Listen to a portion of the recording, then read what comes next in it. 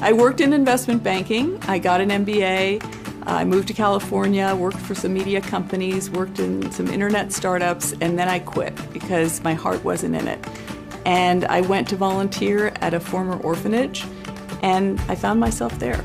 The best career move I ever made was to drop out and become a volunteer, and that led me to my career in the nonprofit business.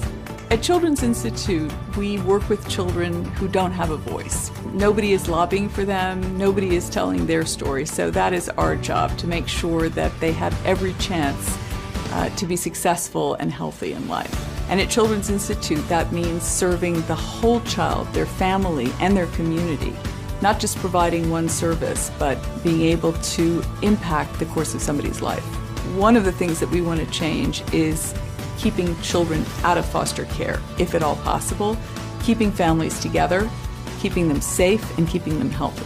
My ambition at Children's Institute is not only to provide great services and resources to families and children and the communities that we serve, but to influence policy, which is where the real change takes place. The Children's Institute is a nonprofit, it's a charitable organization, but it's also a $100 million business. And that takes all the skills and ambition of a for-profit CEO to be successful. This work is especially meaningful for me because my mother was a Holocaust survivor. She was in Auschwitz when she was 17 years old, and luckily she got out. Today we work with children and families who experience chronic trauma. And I know what this does not only to individuals, but to future generations. Her experience impacted our entire family. And it is so important for us to prevent trauma, and when there is trauma, to give children and families the resources they need to heal and be resilient. What advice would I give myself at 21? Figure out what you really want to do, not what other people tell you, not what you think you should do, but what really makes you happy and gives your life meaning.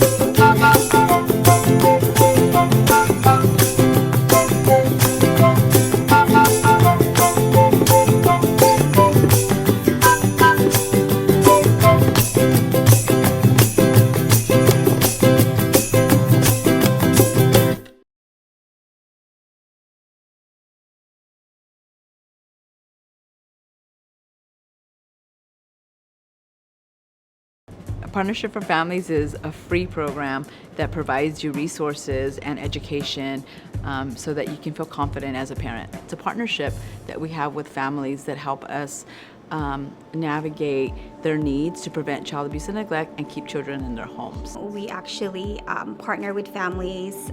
We go out to their homes and we meet with them once a week. I had my baby at Long Beach Memorial and I was going through their Welcome Baby program and I was asking for a doula and they referred me to the Children's Institute.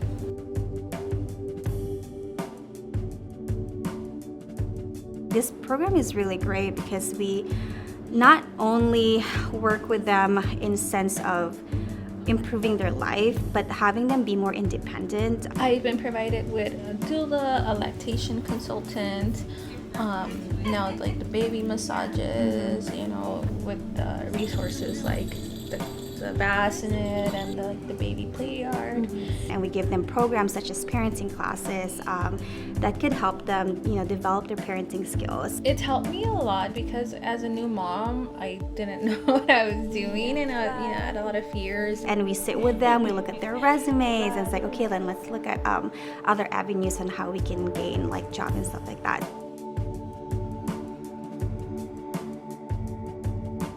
Basically, I was in a domestic violence situation for over 8 years, you can say. Finally decided to leave my baby daddy, and I know I wasn't okay mentally, and so I know my kids were not okay because they seen certain things or whatever, and so I just try to avoid what people say, like, oh, because he gets those services, he's going crazy, but then I was thinking about, I have 3 kids that depend on me, and I gotta better myself in order to be there for my kids and all that. And so definitely our program is such a great way to just hit the goals that they have in their life and just kind of almost help them out of like a pit that they're in and just give them a quick start of like just moving forward from trauma. I don't feel as stressed or depressed as I used to be. Even though throughout these sessions I still go through things, I am much happier.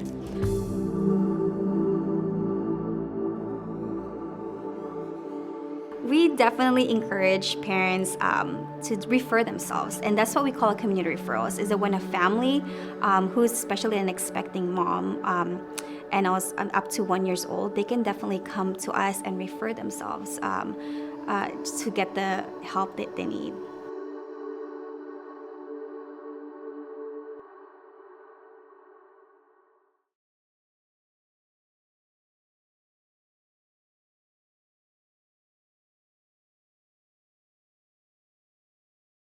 I had arguably the greatest childhood. So as a kid, my relationship with my father was excellent. Unfortunately, as time went on, it kind of fell apart. I felt like my father was always not necessarily accepting of me. I remember just wishing that he would just accept me and just say, son, I'm proud of you.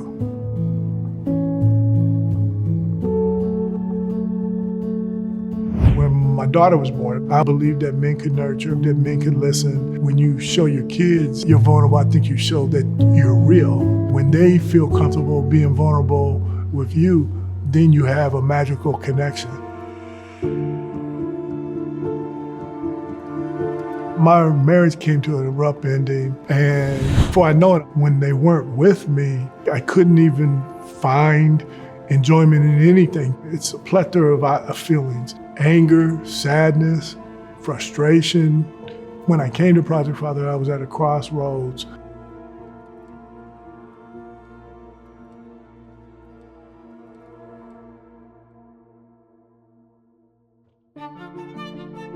I'm a case manager with Project Fatherhood. When I work with these gentlemen, one of the things that I speak about, you gotta become vulnerable, particularly of men of color.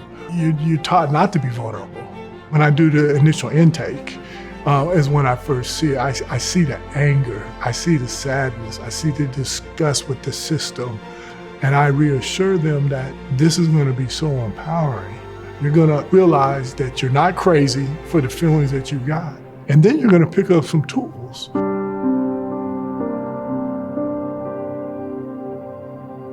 So when I first walked in, and I remember seeing you from across the room, and I was like,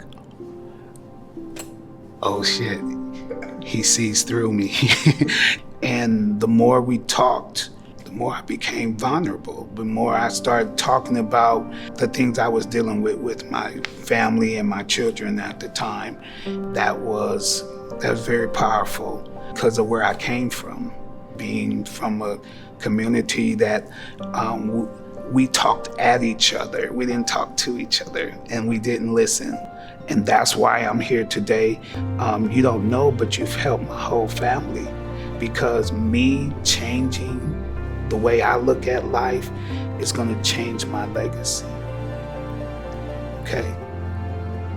So cut this shit off before I start crying. So, thank you to all you guys.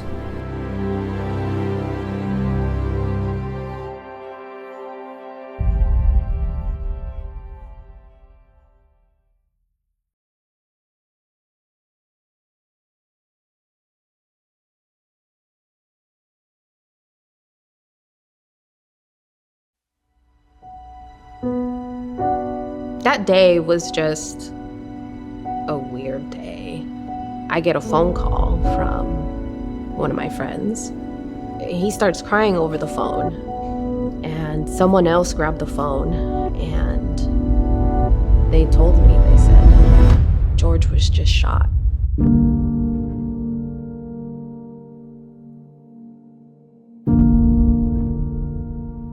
He was 2 years old when his father passed. I was like 19 at the time. I'm a kid myself.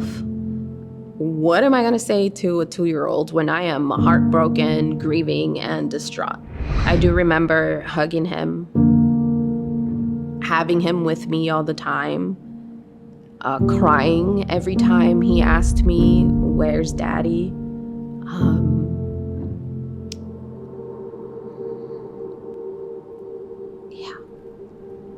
It wasn't until he was about 14, 15 years old when he once wrote a letter that said, "I don't know what happened. I have an idea what happened, but I don't know.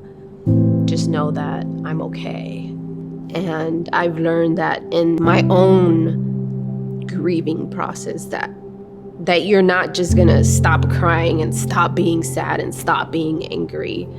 It's gonna come and go for the rest of our lives, right? That's all part of grief.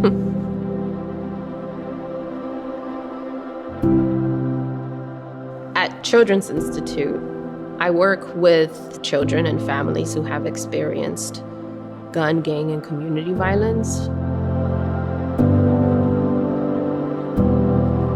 I was working with a 4-year-old. A family member was shot and killed in the car he was in. 4th of July was a big trigger for him because the fireworks sounded very much like gunshots. One 4th of July, he excitedly came and he told me, "I was able to go outside and see the fireworks." I was like, "What? That's awesome." I didn't have this kind of support when I went through it myself. And so I know the difference and the impact that it can make. I love to help the community. I love working with kids, with families, and that's just something that has been in me for a very long time. We're literally changing the world here.